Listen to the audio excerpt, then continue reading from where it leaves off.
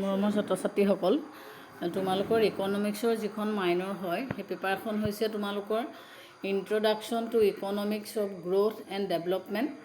এইখন পেপাৰ তোমালোকৰ টোটেল 100 মাৰ্কছৰ, 80 ইন ছেমিষ্টাৰ আৰু 20 ইন ছেমিষ্টাৰ। এতিয়া তোমালোকৰ 80 মাৰ্কছৰ যিখন পেপাৰ সেইখনত তোমালোকৰ টোটেল কেইটা আছে, 5টা ইউনিট আছে আৰু 5টা ইউনিটৰ প্ৰত্যেকটো ইউনিটতে তোমালোকৰ কি হ'ব 16 মাৰ্কছকৈ ভাগ কৰা আছে। গতিকে মই অলৰেডি চিলেবাছখন তোমালোকৰ মাজত শ্বেয়াৰ কৰিছোঁ, যদি কোনোবাই নাই পোৱা চাই ল'ব পাৰা। প্ৰথমৰ যিটো ইউনিট সেই ইউনিটটো হৈছে issues of growth and development. 2 নম্বৰটো হৈছে theories of growth and development. 3 নম্বৰটো হৈছে policies, problems and policies, issue in development, population and economic development. আৰু 4 নম্বৰটো role of agriculture and industry in economic development. আৰু 5 নম্বৰ হৈছে এনভাইৰনমেণ্টেল এণ্ড ডেভেলপমেণ্ট। গতিকে এই 5টা ইউনিটৰ ভিতৰৰ ছাব পইণ্টটো তোমালোকে ভালকৈ পঢ়ি ল'বা। মই গোটেইখিনি ডিটেইলছ পঢ়া নাই। আৰু বাকী 20 মাৰ্কছৰ কাৰণে 10 মাৰ্কছৰ এটা ইণ্টাৰনেল এছেছমেণ্ট পৰীক্ষা হ'ব আৰু 10 মাৰ্কছৰ এটা তোমালোকৰ গ্ৰুপ ডিছকাশ্যন ছেমিনাৰ এনেকুৱা ধৰণে হ'ব। গতিকে তোমালোকে এই পেপাৰখনৰ যিকেইটা ইউনিট আছে তাৰ ভিতৰত মই আজি ফাৰ্ষ্ট ইউনিটটোৰ কেইটামান টপিক তোমালোকৰ মাজত ডিছকাছ কৰিবলৈ বিচাৰিছোঁ। ষ্টাডি মেটেৰিয়েলখিনি তোমালোকক দি দিছোঁ আৰু বুজাই যাবলৈ চেষ্টা কৰিছোঁ। তোমালোকে চাবাচোন, যিহেতু অলৰেডি তোমালোকৰ মই খবৰ কৰা মতে এতিয়ালৈকে কিতাপ ওলোৱা নাই, অলপ সময় লাগিব, তোমালোকে খবৰ কৰি থাকিবা। যদি ৰেডিমেড কিতাপ এখন পাই যোৱা খুব ভাল কথা, কিন্তু মই এতিয়া তোমালোকক চিলেবাছ ৱাইজ মিলাই ফাৰ্ষ্ট ইউনিটৰ কেইটামান ষ্টাডি মেটেৰিয়েল তোমালোকৰ মাজত শ্বেয়াৰ কৰিছোঁ, সেইখিনি তোমালোকে চাবাচোন। এতিয়া ইয়াত প্ৰথমে যিখিনি বস্তু দিয়া হৈছে যে অৰ্থনৈতিক উন্নয়ন, অৰ্থ, জোখ আৰু মৌলিক ধাৰণা, economic development and basic concept. সংস্থাপিত অৰ্থনীতিবিদসকলৰ দিনৰ পৰা অৰ্থনৈতিক উন্নয়নৰ অধ্যয়নৰ প্ৰতি অৰ্থনীতিবিদসকলৰ আগ্ৰহী হৈ অহা দেখা যায়। Adam Smith, David Ricardo, Karl Marx, Keynes আদি অৰ্থনীতিবিদসকলৰ অৰ্থনৈতিক উন্নয়নৰ ব্যাখ্যাতেই অৰ্থনৈতিক উন্নয়নৰ ধাৰণাই মুখ্য ভূমিকা গ্ৰহণ কৰিছিল। 1930 চনত সমগ্ৰ বিশ্বতে দেখা দিয়া মহামন্দা অৱস্থা আৰু দ্বিতীয় বিশ্বযুদ্ধৰ ভয়াৱহতাই হ'ল অৰ্থনৈতিক উন্নয়নৰ আলোচনাৰ পটভূমি সৃষ্টি কৰা দুটা মূল ঐতিহাসিক পৰিঘটনা। সেই সময়তে অৰ্থনীতিবিদ কেইনছৰ বিখ্যাত গ্ৰন্থ general theory of employment, interest and মনিখন প্ৰকাশ পায় 1936 আৰু এই গ্ৰন্থখনেই অৰ্থনীতিবিদ আৰু জনসাধাৰণৰ মনত অৰ্থনৈতিক উন্নয়নৰ সম্ভাৱনা সম্পৰ্কে নতুন দিগন্তৰ সূচনা কৰে। গতিকে তোমালোকক আহিব পাৰে যে মহামন্দা অৱস্থাটো কেতিয়া হৈছিলে, বা general theory of employment, interest and money নামৰ গ্ৰন্থখন কোনে লিখিছিলে, কেতিয়া পাব্লিছ হৈছিলে, এনেকুৱা ধৰণৰ শ্বৰ্ট কুৱেশ্যন আহিব পাৰে। সেইবোৰ সেইকাৰণে ভালকৈ মনত ৰাখি যাবা। তাৰপাছত আহিলে অৰ্থনৈতিক উন্নয়নৰ সংজ্ঞা, মিনিং অফ ইকনমিক ডেভেলপমেণ্ট। গতিকে অৰ্থনৈতিক উন্নয়নৰ সংজ্ঞা বিভিন্ন অৰ্থনীতিবিদে বিভিন্ন দিয়া হৈছে।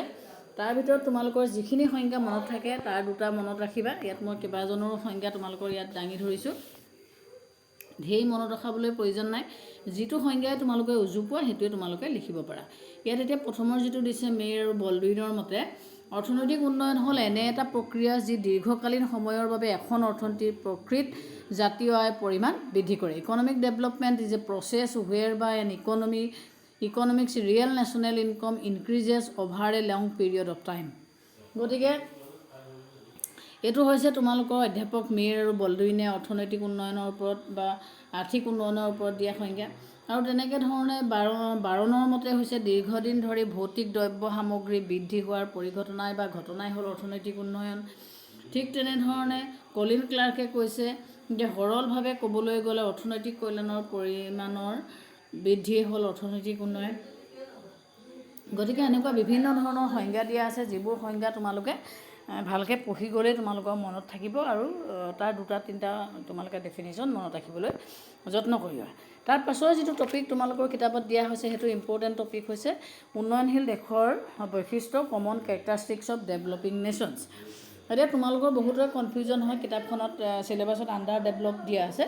আণ্ডাৰ ডেভেলপ কাণ্ট্ৰি আৰু ডেভেলপিং কাণ্ট্ৰি তোমালোকৰ যিকেইটা কেৰেক্টাৰ প্ৰায় একেকেইটাই। আৰু কেতিয়াবা তোমালোকক right from characteristics of Indian economy বুলি দিয়া হয়। ইণ্ডিয়ান ইকনমিও যিহেতু ডেভেলপিং ইকনমিয়ে, গতিকে ইণ্ডিয়ান ইকনমিও যদি তোমালোকৰ বৈশিষ্ট্য লিখিবলৈ আহে তেতিয়াও কিন্তু উন্নয়নশীল দেশৰ যিখিনি বৈশিষ্ট্য সেইখিনিয়ে তোমালোকে তাত লিখিব পাৰা। তেতিয়া লিখোঁতে তোমালোকে ভাৰতৰ অৰ্থনীতি বুলি লিখিব পাৰা যেতিয়া বা ইণ্ডিয়ান ইকনমি বুলি কয়। গতিকে একেটা প্ৰশ্নকে তোমালোকৰ অনুন্নত অৰ্থনীতি বুলিও আহিব পাৰে, উন্নয়নশীল দেশৰ অৰ্থনীতি বুলিও আহিব পাৰে, আৰু ভাৰতীয় অৰ্থনীতিৰো বৈশিষ্ট্যসমূহ লিখা বুলি আহিব পাৰে। কিন্তু তিনিওটা প্ৰশ্নৰে কিন্তু উত্তৰ একেটাই হ'ব। এতিয়া ইয়াত বহুত ধৰণৰ বৈশিষ্ট্য আছে যিবোৰ উন্নয়নশীল অৰ্থনীতি বা আমাৰ উন্নয়নশীল দেশ হিচাপে ভাৰতবৰ্ষত দেখিবলৈ পোৱা যায় আৰু এইবোৰৰ বহুতখিনি মই বৈশিষ্ট্য দিছোঁ তোমালোকে গোটেইখিনি মনত ৰাখিব নালাগে তাৰ ভিতৰত তোমালোকে চিলেক্ট কৰি ল'বা যিখিনি উজু পোৱা আৰু যিহেতু এইটো এটা লং কুৱেশ্যন আহিব 12 নম্বৰ 11 নম্বৰ এটা লং কুৱেশ্যন আহিব গতিকে অকল পইণ্টটো আছে তোমালোকে লিখিলে নহ'ব পইণ্টটো হেডিংটো লিখি তাৰ হেডিংটো অলপ বুজাই দিবলৈ চেষ্টা কৰিব লাগিব সেইকাৰণে গোটেই বস্তুখিনি তোমালোকৰ মাজত শ্বেয়াৰ কৰি দিছোঁ খুব উজুকৈ দিয়া আছে তোমালোকে অলপ পঢ়ি ল'লেই কিন্তু বুজি পাবা এতিয়া প্ৰথম আমি যিটো বৈশিষ্ট্য সেইটো ক'ব পাৰোঁ কম জনমূৰি আয় উন্নয়নশীল দেশবোৰৰ এটা প্ৰধান বৈশিষ্ট্য হৈছে কম জনমূৰি আয় দেশৰ পিছপৰা অৱস্থাই জন্ম দিয়া দৰিদ্ৰতাৰ বাবে এখন দেশৰ জনমূৰি আয়ৰ পৰিমাণ অতি নিম্ন হয় গতিকে 2টা বা 3টা বাক্য লিখিবা গোটেই বাক্যখিনি তোমালোকে যিমান দিয়া আছে তেনেকৈ নিলিখিলেও হ'ব কাৰণ সময়টো তোমালোকৰ পৰীক্ষাত ইমান লিখিব নোৱাৰিবা খালি কথাখিনি পঢ়ি ৰাখিবা যাতে তোমালোকে বস্তুটো নিজে হ'লেও সজাই পৰাই লিখিব পাৰা তাৰপাছত হৈছে মূলধনৰ নাটনি কেপিটেল ডেফিচিয়েঞ্চি উন্নয়নশীল দেশবিলাকৰ আন এটা প্ৰধান বৈশিষ্ট্য হৈছে মূলধনৰ নাটনি কাৰণ অনুন্নত আয় নেক্সট হৈছে জনসংখ্যা বৃদ্ধি আৰু ছদ্মবেশী নিবনুৱা population growth and disguise unemployment যিটো তোমাৰ উন্নয়নশীল দেশত দেখিবলৈ পোৱা যায় উন্নয়নশীল অৰ্থনীতিত কি হৈছে পপুলেশ্যন বৃদ্ধি হয় আৰু তাত ছদ্মবেশী নিবনুৱা দেখিবলৈ পোৱা যায় তাৰপাছত যিটো দিয়া হৈছে যে কৃষিৰ ওপৰত অত্যাধিক নিৰ্ভৰশীলতা গ্ৰেট ডিপেণ্ডেঞ্চ এগ্ৰিকালচাৰ যিহেতু উন্নয়নশীল অৰ্থনীতি কি হয় কৃষিৰ ওপৰত খুব বেছি নিৰ্ভৰশীল হয় গতিকে এইটো কৃষিৰ ওপৰত গ্ৰেট ডিপেণ্ডেঞ্চ অন এগ্ৰিকালচাৰ তাৰপাছত এতিয়া অনুন্নত প্ৰাকৃতিক সম্পদ আণ্ডাৰ ডেভেলপ নেচাৰেল ৰিচোৰ্চেছ গতিকে অনুন্নত আমি প্ৰাকৃতিক সম্পদো দেখিবলৈ পোৱা যায় সেইখিনি কথাও তোমালোকে ধুনীয়াকৈ লিখিব পাৰা তাৰপাছত আহিলে কাৰিকৰী কৌশলৰ অনগ্ৰসৰতা টেকন'লজিকেল বেকৱাৰ্ডনেছ বৈদেশিক বাণিজ্যমুখী অৰ্থনীতি ফৰেন ট্ৰেড অৰিয়েণ্টেড ইকনমি প্ৰাথমিক সুবিধাৰ অভাৱ লেক অফ ইনফ্ৰাষ্ট্ৰাকচাৰ নিম্ন স্তৰৰ মানৱ শক্তি ল' ষ্টেণ্ডাৰ্ড অফ মেন পাৱাৰ মাত্ৰাধিক জনসংখ্যা অভাৰ পপুলেশ্যন উদ্যোক্তাৰ অভাৱ লেক অফ এণ্টাৰপ্ৰেনিয়ৰশ্বিপ অনুন্নত অৰ্থনৈতিক সংগঠন প'ৰ ইকনমিক অৰ্গেনাইজেশ্যন গতিকে এইখিনি কথা তোমালোকে ধুনীয়াকৈ লিখিবা আৰু যিমান আছে মই গোটেইখিনি বস্তুৱে তোমালোক শ্বেয়াৰ কৰি দিছোঁ 15টামান আছে গোটেইখিনি যে লিখিব লাগিব কথা নাই যিকেইটা তোমালোকৰ ভালকৈ বুজি পোৱা সেইখিনি লিখিবা অৰ্থনৈতিক অনগ্ৰসৰতা দ্ৰুতৰূপীয়া অৰ্থনীতি দৰিদ্ৰতা আৰু নিম্ন উপাৰ্জন এনেকুৱা ধৰণে আছে তাৰপাছত ইম্পৰ্টেণ্ট পইণ্টটো হৈছে যে অৰ্থনৈতিক উন্নয়নত সহায় কৰা উপাদানসমূহ ফেক্টৰ্ছ গভৰ্ণিং ইকনমিক ডেভেলপমেণ্ট এতিয়া অৰ্থনৈতিক উন্নয়নত সহায় কৰা উপাদান বুলি ক'লে ইয়াত 2টা ভাগত ভাগ কৰিছে এটা হৈছে অৰ্থনৈতিক উপাদান ইকনমিক ফেক্টৰ আৰু আনটো হৈছে অনা অৰ্থনৈতিক উপাদান নন ইকনমিক ফেক্টৰ এতিয়া অৰ্থনৈতিক উপাদান হৈছে আমাৰ অৰ্থনৈতিক উপাদানক আকৌ ভাগ কৰিছে কেনেকৈ প্ৰাকৃতিক সম্পদ নেচাৰেল ৰিচোৰ্চেছ তাৰপাছত দিছে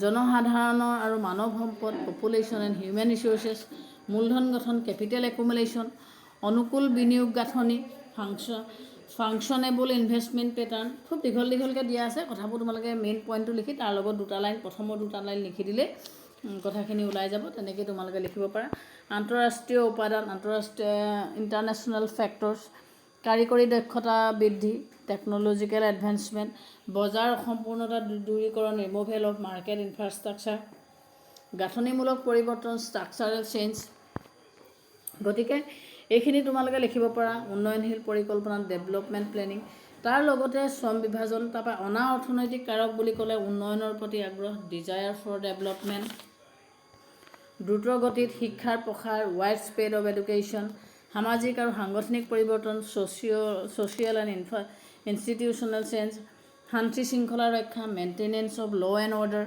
প্ৰশাসনীয় দক্ষতা এডমিনিষ্ট্ৰেটিভ ইফিচিয়েঞ্চি আন্তৰ্জাতিক সহযোগিতা ইণ্টাৰনেশ্যনেল কোঅপাৰেশ্যনছ অৰ্থনৈতিক তাৰপিছত অৰ্থনৈতিক উন্নয়নৰ কিছুমান বাধা আছে সেইখিনি আমি নেক্সট ইউনিটত আমি ডিছকাছ কৰিম এতিয়ালৈকে সেইখিনি গোটেইখিনি যোৱা নাই কিন্তু এতিয়া তোমালোকক মেইনলি মই 3টা বিষয়ৰ ওপৰতে বুজালোঁ যে অৰ্থনৈতিক উন্নয়নৰ যিকেইটা উপাদানকেইটা কি লগতে উন্নয়নশীল অৰ্থনীতি অনুন্নত অৰ্থনীতি বা ভাৰতৰ নিচিনা অৰ্থনীতি এখনৰ বৈশিষ্ট্যসমূহ আৰু উন্নয়নশীল অৰ্থনীতিৰ বৈশিষ্ট্যসমূহ সংজ্ঞা লিখা গতিকে এইকেইটা বস্তুৰ ওপৰতে তোমালোকৰ কুৱেশ্যন আহিব যে অৰ্থনৈতিক উন্নয়ন মানে কি অনুন্নত অৰ্থনীতি কেইটামান বৈশিষ্ট্য উল্লেখ কৰা বা উন্নয়নশীল অৰ্থনীতি কেইটামান বৈশিষ্ট্য উল্লেখ কৰা আৰু উন্নয়নশীল অৰ্থনীতিৰ কেইটামান উপাদান উল্লেখ কৰা যিকেইটা উপাদানে অৰ্থনৈতিক উন্নয়নত সহায় কৰে গতিকে এইটোৱে হৈছে তোমালোকৰ প্ৰথম ইউনিটটোৰ কেইটামান টপিক মই তোমালোকৰ মাজত ডিছকাছ কৰি দিলোঁ আশা কৰোঁ তোমালোকে পঢ়িবৰ কাৰণে অলপ সুবিধা পাবা যিহেতু এমাহ তোমালোকে বন্ধ পাইছা, গতিকে বস্তুখিনি ভালকৈ যদি চাই যোৱা